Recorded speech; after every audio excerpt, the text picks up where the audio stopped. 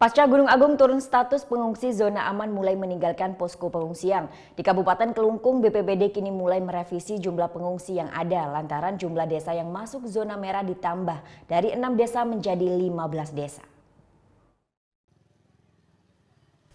Sejak Gunung Agung diturunkan statusnya ke level 3 atau siaga pada 29 Oktober lalu, pengungsi yang dinyatakan berada di radius aman mulai kembali ke rumah masing-masing. Minggu pagi, puluhan pengungsi yang berada di desa Besangkawan Kelungkung pulang dengan menggunakan bus dan truk yang disiapkan oleh BPBD setempat. Beberapa waktu lalu BPBD Bali telah merevisi jumlah desa yang masuk zona merah. Jika sebelumnya berjumlah 6 desa, kini ditambah menjadi 15 desa. Namun dari desa-desa tersebut tidak semua banjar atau dusunnya masuk dalam zona merah. Atas perubahan tersebut, BPBD Kelungkung pun kini mendata ulang kembali jumlah pengungsi yang berada di zona merah di mana jumlahnya diprediksi akan meningkat. Dengan penambahan zona sekarang ya tentunya kita akan hitung ulang lagi.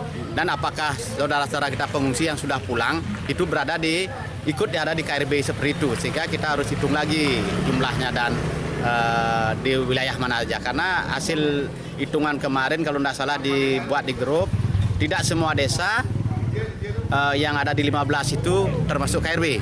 Hanya beberapa dusun aja kan seperti itu. Nah ini yang belum kita tahu kepastiannya. Dusun-dusun apa saja yang akan masuk di antara 15. Meski masih merasa was-was, namun pengungsi merasa senang dapat kembali ke rumah. Terlebih selama sebulan berada di pengungsian, mereka praktis tak dapat beraktivitas dengan normal.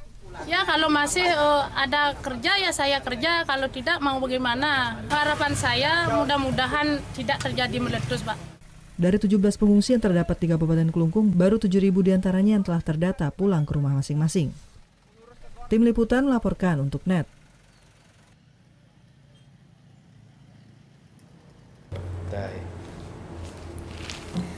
Udah selesai kan nontonnya? Nah, jadi jangan lupa buat like, komen, dan subscribe ya.